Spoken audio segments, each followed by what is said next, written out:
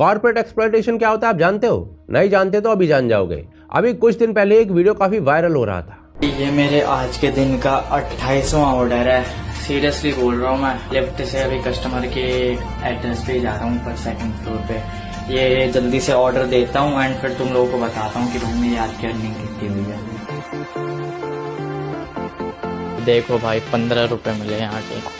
चलो कोई ना, फिर भी ठीक ठाक ही है। 762 रुपए और घंटे देख रहे हो, मैंने 15 घंटे होने वाले मेरे को लिटरली 762 28 ऑर्डर मारे हैं भाई। मजाक भी नहीं कर रहा हूँ, सीरियसली भाई ब्लिंकिट बहुत कम पैसा दे रहा है भाई, बहुत ज्यादा कम। बाकी अब मैं जा रहा हूँ घर। अब भाई अब नहीं करना काम, अब घर जाके खाना वाना खाऊंगा और आराम से चिल करूंगा मैं। इस वीडियो में एक आम ब्लिंकिट का डिलीवरी एजेंट अपनी एक दिन की कमाई स्क्रीन पर दिखा रहा था। उसने पूरे दिन का ब्रेकडाउन दिया। उसने बताया कि उसने 14 घंटे से ज्यादा काम किया। इस दौरान उसने टोटल 28 डिलीवरीज कंप्लीट की और दिन के एंड में जब उसने ऐप का स्क्रीनशॉट दिखाया तो उसकी टोटल अर्निंग थी 762 रुपीज। अगर इस नंबर को सिंपल टर्म्स में समझा जाए तो इसका मतलब है कि उसकी हर घंटे की कमाई 50 रुपए से भी कम थी। और ये सिर्फ ग्रॉस अर्निंग है जो एप्लीकेशन दिखाती है। इस अर्निंग में पेट्रोल का खर्चा इंक्लूड नहीं होता जो हर डिलीवरी राइडर अपनी पॉकेट से देता है। इसमें मोबाइल डेटा का भी खर्चा इंक्लूड नहीं होता, जबकि पूरा का पूरा काम एप्लीकेशन पर डिपेंडेंट होता है। इसमें बाइक की regular servicing, puncture, tyre replacement, engine oil, brake pads और ओवरऑल वियर एंड टियर का खर्चा भी इंक्लूड नहीं होता है। इसमें शारीरिक थकान, डिहाइड्रेशन, हीट स्ट्रोक का risk, pollution exposure, traffic stress और एक्सीडेंट का कांस्टेंट रिस्क भी इंक्लूड नहीं होता है। और अगर ये सारे रिस्क जोड़ दिए जाए ना तो नेट अर्निंग और भी ज्यादा गिर जाती है। प्रैक्टिकल लेवल पर देखा जाए तो ये काम कई जगह मिनिमल वेजेस से भी नीचे गिर जाता है, वो भी बिना किसी फिक्स्ड वर्किंग आवर के, बिना किसी वीकली ऑफ के और बिना किसी जॉब सिक्योरिटी के। और ये किसी एक डिलीवरी एजेंट की बात नहीं है, ये भारत का पूरा गिग इकोनॉमी वर्किंग मॉडल है। और देखिए, जब भी गवर्नमेंट रेगुलेशंस की बात करती है ना तो ये कंपनीज तुरंत कह देती हैं कि बिजनेस मॉडल जो है हमारा इम्पैक्ट हो जाएगा इससे, तो बिल्कुल भी रेगुलेशंस की बात तो कीजिए ही मत। कर्नाटका और राजस्थान जैसे स्टेट्स ने जब गिग वर्कर्स के वेलफेयर के बिल्स प्रपोज किए तो कंपनीज ने तुरंत ऑपोजिशन शुरू कर दिया था। जब गिग वर्कर्स पैसे बढ़ाने की बात करते हैं तो उन वर्कर्स को तुरंत निकाल दिया जाता है, यहाँ तक कि पुलिस में रिपोर्ट की धमकी दी जाती है। ये आउट के लिए बोला था तो आईडी और बंद करनी सबकी, और इसके आगे पुलिस की उठने की और धमकी दे रहा। पुलिस वाले आए, वो गाड़ी में उठाने के लेके जा रहे। मतलब हम अपने हक के लिए कुछ थोड़ा सा पैसा बढ़ाने के लिए कि जब पेट्रोल 50 रुपए था, आज पेट्रोल 100 के पार जाने वाला है, लेकिन पैसे हमें उतने ही मिल रहे हैं। अगर ये हमें 6 किलोमीटर की राइड दे रहा है ना तो 6 किलोमीटर हमें वापसी भी आना है, लेकिन पैसे दे रहा है हमें 5 किलोमीटर के भी नहीं। अगर हम अपनी आवाज नहीं उठाएं और आवाज के बदले में हमें पुलिस को दिया जाए या हमारी आईडी बंद करे जाए, ये कहाँ का इंसाफ है? आज भारत के अंदर लाखों लोग ब्लिंकिट, स्विगी, जोमैटो, जेप्टो, ओला, उबर, रैपिडो या फिर अर्बन कंपनी जैसे डिजिटल प्लेटफॉर्म्स के लिए काम कर रहे हैं। इन लोगों को एम्प्लॉइज नहीं कहा जाता है, इन्हें डिलीवरी पार्टनर, कैप्टन्स जैसे शब्द दिए जाते हैं, लेकिन लीगली इनका स्टेटस इंडिपेंडेंट कॉन्ट्रैक्टर जैसा होता है। इस टर्मिनोलॉजी का यूज जानबूझकर किया जाता है। अगर कंपनी किसी वर्कर को एम्प्लॉय मान ले तो कंपनी पर minimum wages, fixed working hours, accident liability, health insurance, PF, ESIC, paid leaves और टर्मिनेशन नोटिस जैसी कानूनी जिम्मेदारियां आ जाती हैं। और इन सब चीजों से बचने के लिए कंपनीज गिग वर्कर्स को पार्टनर के रूप में डिफाइन करती हैं, लेकिन काम उन्हें दिहाड़ी मजदूर से भी ज्यादा करवाती है। National council for applied economic research के सर्वे के मुताबिक भारत में एक एवरेज गिग वर्कर हर हफ्ते 69.3 घंटे काम करता है, मतलब कि रोज 10 घंटे बिना किसी गारंटेड वीकली ऑफ के।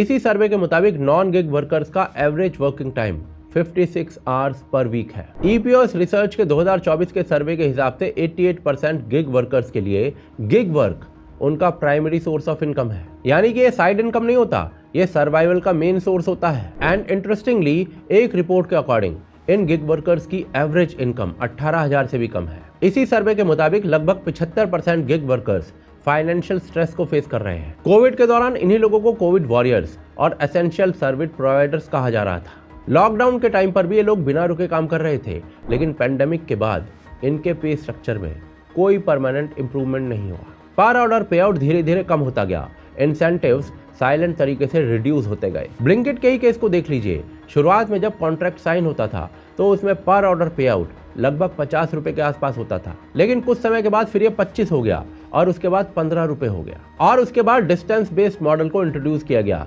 जिसमें अर्निंग और ज्यादा अनप्रिडिक्टेबल हो गई। और ये सारे चेंजेस यूनिलैटरल थे, वर्कर्स से कोई कंसल्टेशन नहीं की गई। और ये एक्सप्लॉइटेशन केवल डिलीवरी राइडर्स तक लिमिटेड नहीं है, डार्क स्टोर्स के अंदर काम करने वाले पिकर्स और पैकर्स की कंडीशन और भी ज्यादा वल्नरेबल है। ये लोग वेयर हाउसेस के अंदर काम करते हैं, कस्टमर्स इन्हें कभी नहीं देखते, इसलिए इनके लिए कोई टिपिंग कल्चर भी नहीं है। डार्क स्टोर वर्कर 10-12 घंटे से अधिक ही काम करते हैं, वीकेंड्स पर भी। हेल्थ इंश्योरेंस नहीं, एक्सीडेंट कवर नहीं, परमानेंट कॉन्ट्रैक्ट नहीं। कंपनी लीगली कह सकती है कि उनके एम्प्लॉइज नहीं है, क्योंकि डार्क स्टोर अक्सर किसी थर्ड पार्टी के नाम पर रजिस्टर्ड होते हैं। और इस मॉडल में ऐप कंपनी इन्वेंट्री सप्लाई करती है, सॉफ्टवेयर देती है, ब्रांडिंग और पैकेजिंग देती है। स्टोर ओनर को एक फिक्स कमीशन मिलता है और उस कमीशन से स्टोर ओनर को स्टाफ की सैलरी देनी होती है। और इसका रिजल्ट ये होता है कि स्टोर का ओनर कॉस्ट कटिंग करता है और प्रेशर सीधा वर्कर पर पड़ता है। अगर पिकर ने गलत आइटम पैक कर दिया तो पेनल्टी, अगर आइटम मिस हो गया तो पेनल्टी, अगर सिस्टम में मिसमैच हो गया तो पेनल्टी। 12,000 रुपए कमाने वाले व्यक्ति के लिए 200 रुपए की पेनल्टी का मतलब होता है कि पूरे दिन की कमाई का लॉस। अर्बन कंपनी के केसेस में देखा गया है कि अगर किसी वर्कर ने महीने में 5 से ज्यादा जॉब्स कैंसिल कर दी, चाहे रीजन मेडिकल इमरजेंसी हो या फिर एक्सीडेंट, तो अकाउंट परमानेंटली ब्लॉक कर दिया जाता है। इसके बाद कोई सुनवाई नहीं होती है, कोई सिस्टम ही नहीं होता है जिसमें आपको जस्टिस मिल सके। पर जहां एक तरफ इन वर्कर्स की हालत इतनी खराब है, वहीं दूसरी तरफ आप इन ई कॉमर्स ऐप्स की बात करके देखिए क्विक कॉमर्स कंपनीज का जो कोर प्रॉफिट होता है वो केवल डिलीवरी से नहीं आता है, प्रॉफिट एवरेज ऑर्डर की वैल्यू को बढ़ाकर आता है। 200 रुपए का ऑर्डर और 2000 रुपए का ऑर्डर डिलीवरी करने का कॉस्ट कंपनी के लिए सेम होता है, लेकिन मार्जिन में बहुत बड़ा फर्क हो जाता है। और इसीलिए एप्लीकेशन का डिजाइन ऐसा बनाया जाता है जिससे कंज्यूमर ज्यादा से ज्यादा आइटम्स को ऐड करे। Free delivery threshold, smart card free, search free, handling fees और ना जाने क्या क्या थोप दिया जाता है आपके ऊपर ताकि आप ज्यादा से ज्यादा आइटम्स को ऐड करो। द हिंदू ने रिपोर्ट किया कि ज़ेप्टो ने आईफोन और एंड्रॉयड के यूजर्स के बीच में प्राइस डिस्क्रिमिनेशन किया।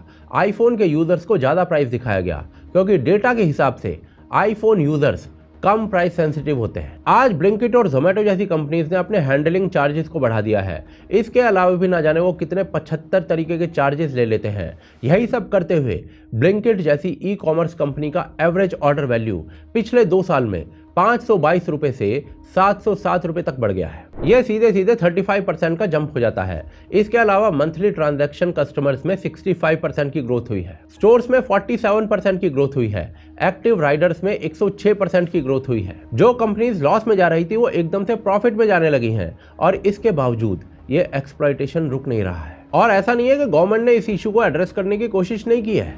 We are focused on food delivery apps, turning unemployed youth into cheap labor so the rich can get their meals without moving out of their house. Even opposition के leaders ने भी इसके ऊपर आवाज उठाई है। और इस साइलेंट वर्कफोर्स की छाती पे चढ़ के आज ये तमाम बड़ी ई कॉमर्स और इंस्टा डिलीवरी एप्स और कंपनीज $1 बिलियन की वैल्यूएशंस हासिल कर चुकी हैं, यूनिकॉर्न्स बन चुकी हैं। लेकिन इन गिग वर्कर्स की हालत आज भी एक दिहाड़ी मजदूर से भी बदतर है। इनकी स्थिति तो फैक्ट्री में काम कर रहे एक कर्मचारी से भी बदतर है, क्योंकि ना इन्हें परमानेंट एम्प्लॉयमेंट मिलती है, ना ह्यूमेन वर्किंग कंडीशंस होती है, ना हेल्थ एक्सीडेंट इंश्योरेंस मिलती है। फिर भी सर ये अपना दर्द छुपाकर, अपनी जॉब इनसिक्योरिटी और होपलेसनेस छुपाकर जब आपको आपका ऑर्डर डिलीवर करते हैं तो मुस्कुराकर कहते हैं कि सर थैंक यू, मुझे 5 स्टार रेटिंग दे दीजिएगा।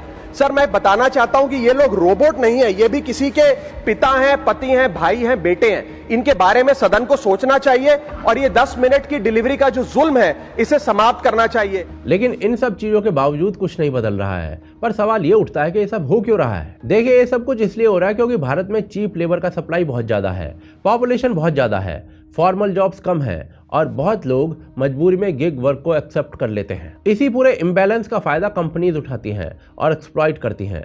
जब लेबर सप्लाई डिमांड से कई गुना ज्यादा हो जाती है तब वर्कर्स की बार्गेनिंग पावर ऑलमोस्ट खत्म हो जाती है। कंपनीज को पता होता है कि अगर एक डिलीवरी पार्टनर एप्लीकेशन को छोड़ दे तो कल उसकी जगह 10 लोग रेडी हो जाएंगे और इसीलिए कंपनी के ऊपर प्रेशर नहीं होता कि वो वर्किंग कंडीशंस को इंप्रूव करें या फिर पे स्ट्रक्चर को स्टेबल बनाएं। भारत में हर साल करोड़ के आसपास लोग वर्किंग एज में एंटर करते हैं, लेकिन उतनी फॉर्मल, स्टेबल और प्रोटेक्टेड जॉब्स क्रिएट नहीं होती हैं। मैन्युफैक्चरिंग और लेबर इंटेंसिव सेक्टर्स उतनी स्पीड से ग्रो नहीं करते हैं जितनी पॉपुलेशन ग्रो कर रही होती है, और इसका रिजल्ट ये होता है कि लोग इसलिए गिग वर्क नहीं कर रहे हैं क्योंकि उनके लिए बेस्ट ऑप्शन है, बल्कि इसलिए कर रहे हैं क्योंकि और कोई ऑप्शन ही नहीं है उनके पास। और इसीलिए जरूरी हो जाता है कि गवर्नमेंट इस कॉर्पोरेट एक्सप्लॉयटेशन को रोकने के लिए इंटरफेयर करे, अदरवाइज ये मॉडल जो है वो और भी ज़्यादा लोगों को इस सस्ते, असुरक्षित और अस्थिर एक्सप्लॉयटेशन में फंसाता चला जाएगा।